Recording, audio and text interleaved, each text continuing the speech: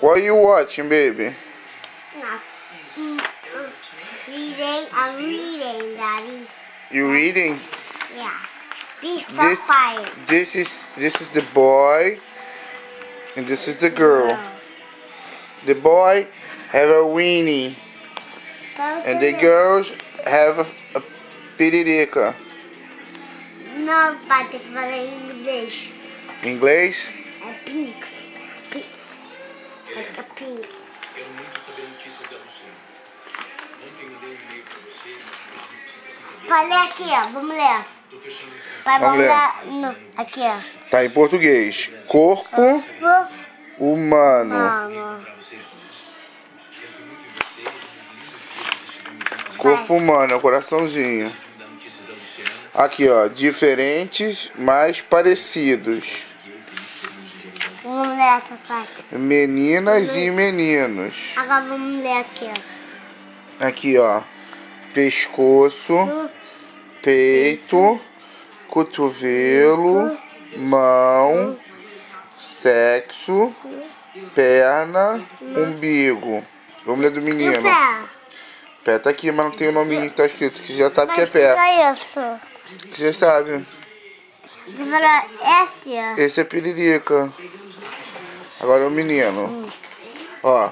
Pulso, axila, piu-piu. É o peru, né? Pé, aqui, pé. Tornozelo, joelho, coxa, braço e ombro. Aqui não tem no words. No words. This is the bones.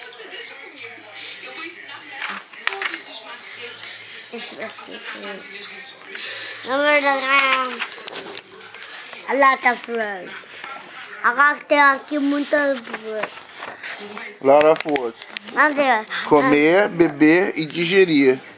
O que ali, ó? É quando você bota a barriguinha a comidinha na barriguinha e ela vira energia pro seu corpinho andar. Tá vendo? Ele comeu, a comida vem aqui pra barriguinha.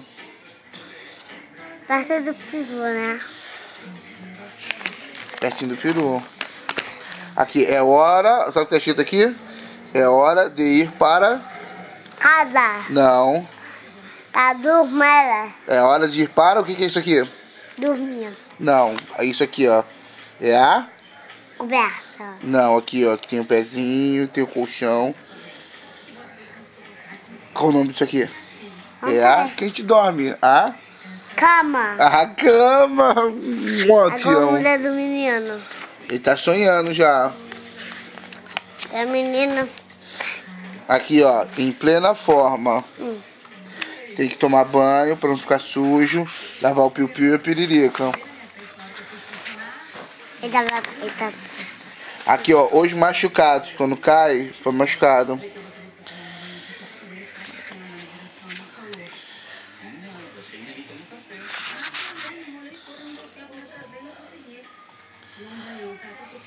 E vomitando, pai.